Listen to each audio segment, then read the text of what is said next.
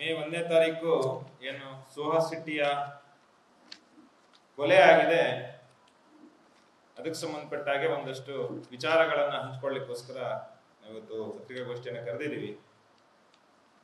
ನಿನ್ನೆ ಸುಹಾಸ್ ಶೆಟ್ಟಿಯ ತಂದೆ ತಾಯಿ ಪತ್ರಿಕೆಗಳಿಗೆ ಹೇಳಿಕೆಗಳನ್ನು ಕೊಟ್ಟಿದ್ದಾರೆ.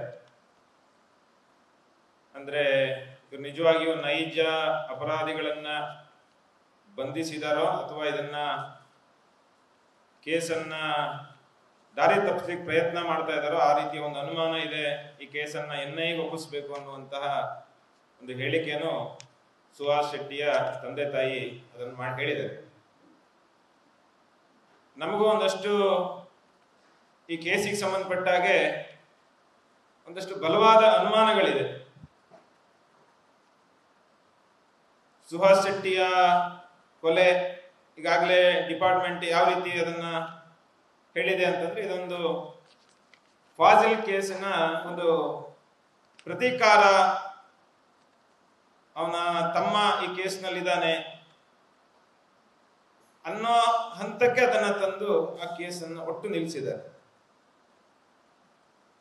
ನಮಗೆ ಬಲವಾದ ಅನುಮಾನ ಇರುವಂತದ್ದು ಇದರ ಕೇಸಿನ ಹಿಂದೆ ಕೇವಲ ಫಾಜಲಿನ ತಮ್ಮ ಮಾತ್ರ ಇಲ್ಲ, ಈ ಕೊಲೆಯ ಹಿಂದೆ ದೊಡ್ಡ ಶಕ್ತಿ ಕೆಲಸ ಮಾಡಿದೆ, ಫಂಡ್ ಮಾಡಿದೆ ಅನ್ನುವಂತಹ ಬಲವಾದ ಅನುಮಾನ ಇದೆ ನಮಗೆ. ನಿನ್ನೆ ಇವತ್ತಿನ ಒಂದು ಟಿವಿ ಚಾನಲ್ಲು ಬೇರೆ ಬೇರೆ ಪತ್ರಿಕೆಗಳಲ್ಲೂ ಬಂದಿದೆ. ಈ ಕೇಸಿಗೆ ಸುಮಾರು 50 ಲಕ್ಷಕ್ಕೂ ಹೆಚ್ಚು ಫಂಡ್ ಆಗಿದೆ ಅನ್ನುವಂತ ಒಂದು ಸುದ್ದಿ ಕೂಡ ಬಂದಿದೆ. ನಮಗೆ ಇದರಲ್ಲಿ ನೇರವಾಗಿ ಅನುಮಾನ ಇರುವಂತದ್ದು PFI ಸಂಬಂಧಪಟ್ಟ ಹಾಗೆ. ಹಿಂದೆ ಯಾವ ಮಾಡೆಲ್ಗಳಲ್ಲಿ PFI ಈ ರೀತಿಯ ಟಾರ್ಗೆಟೆಡ್ ಕಿಲ್ಲಿಂಗ್ ಗಳನ್ನ ಮಾಡ್ತಾ ಇತ್ತು, ಸಂದರ್ಭಗಳನ್ನ ಆಯ್ಕೆ ಮಾಡಿಕೊಳ್ತಾ ಇತ್ತು, ಅದು ಈ ಕೇಸ್ನಲ್ಲೂ ಅದು ಗೋಚರಿಸ್ತಾ ಇದೆ.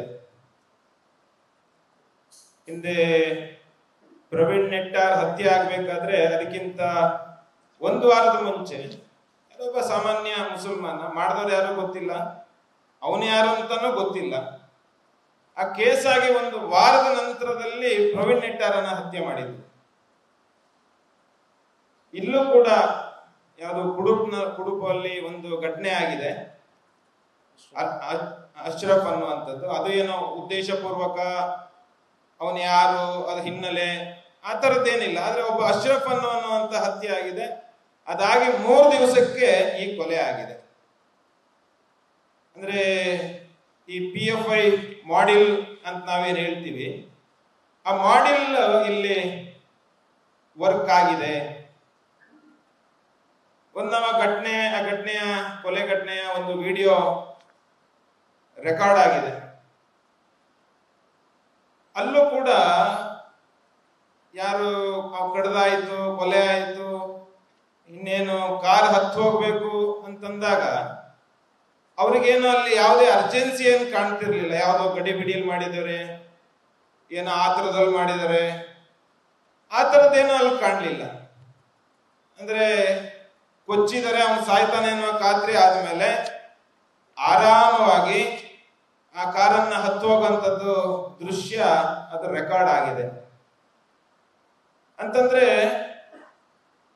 ಅಷ್ಟು ಅವರಿಗೆ ಕಾನ್ಫಿಡೆನ್ಸ್ ಬರಬೇಕು ಅಂತಂದ್ರೆ ಅಲ್ಲಿ ಯಾರ್ಯಾರು ನೆರೆದಿದ್ರು ಅವರೆಲ್ಲರೂ ಇವರದೇ ಜನ ಆಗಿರ್ಬೇಕು, ಲೋಕಲ್ಲೇ ಆಗಿರ್ಬೇಕು. ನಾವೇನು ಪಹಲ್ಗಾಮ್ನಲ್ಲಿ ಮೊನ್ನೆ ಘಟನೆ ಆಯ್ತು, ಶೂಟ್ ಮಾಡಕ್ ಬಂದ್ರು, ಆ ಸಂದರ್ಭದಲ್ಲಿ ಅಲ್ಲಿ ಯಾರು ವ್ಯಾಪಾರ ಮಾಡ್ತಾ ಇದ್ರು, ಬೇರೆ ಬೇರೆಯವರು ಇದ್ರು, ಲೋಕಲ್ಸಿನ ಏನು ಇನ್ವಾಲ್ವ್ಮೆಂಟ್ ಇತ್ತು, ಅದೇ ರೀತಿಯ ಒಂದು ದೃಶ್ಯ ಇಲ್ಲೂ ಕೂಡ ಅನುಮಾನ ಬರುತ್ತೆ. ನ್ಯೂಸ್ ಫಸ್ಟ್ ನಿರ್ಭೀತಿಯಿಂದ ನಿಮ್ಮ ಪರವಾಗಿ.